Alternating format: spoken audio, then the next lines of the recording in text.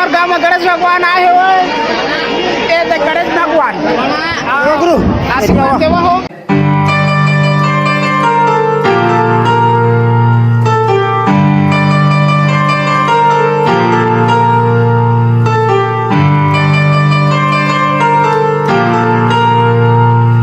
जय जोहार जय छत्तीसगढ़ संगवारी, मैं आप मन के दोस्त अर्जुन जगत ब्लॉग में आप मन का बहुत बहुत स्वागत है संगवारी। और जैसे कि आप मन जाना था कि नवरात्रि चालू हो गई, तो सबसे पहले तो आप मन ला नवरात्रि की बहुत बहुत बधाई शुभकामनाएं, गड़ गड़ बधाई। ठीक है संगवारी, तो अभी हो चुके हैं 5:20, मतलब 5:30 हो चुके हैं। और आज हरे 16 तारीख। ठीक है संगवारी, तो आज हरे दूसरा दिन नवरात्रि के, तो दूसरा दिन हरे। तो आज हमार जो पारा है भाटा पारा, वहाँ ला झांकी के प्रोग्राम रखे गए हैं।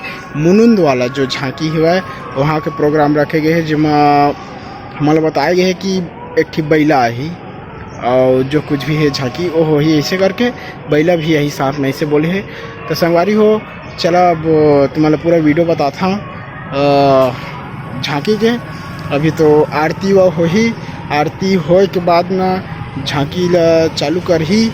ठीक है संगवारी हो, और आचार संहिता के नियम के पालन करते हुए हमन मतलब झांकी ला करवाबो के देवा। ठीक है, तो चलो चलता फिर।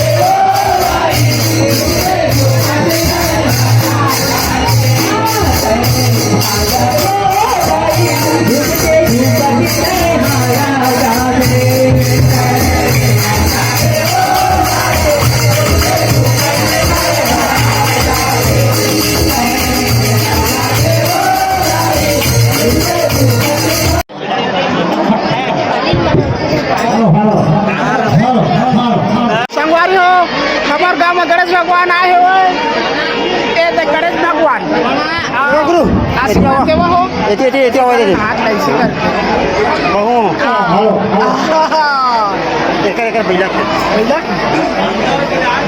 संगवारी हो।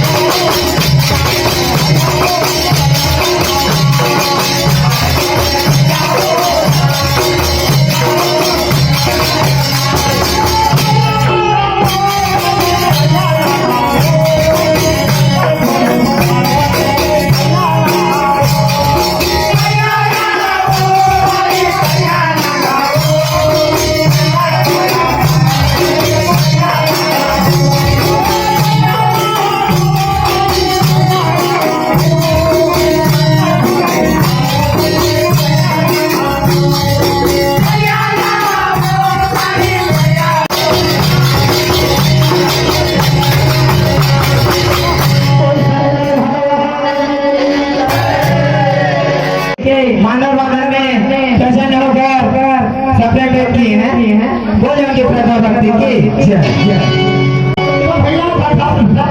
आ जाएंगे शंकर भगवान ब्रह्मा देव के पास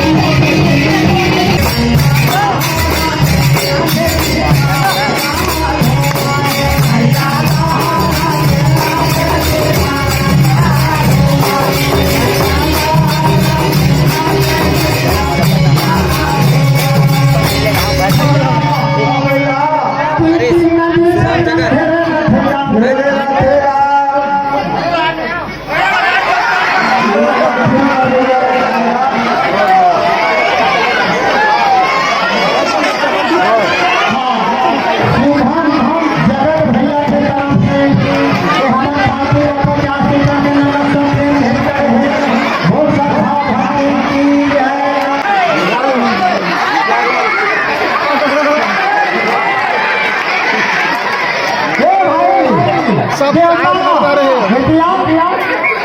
कहाँ जाओ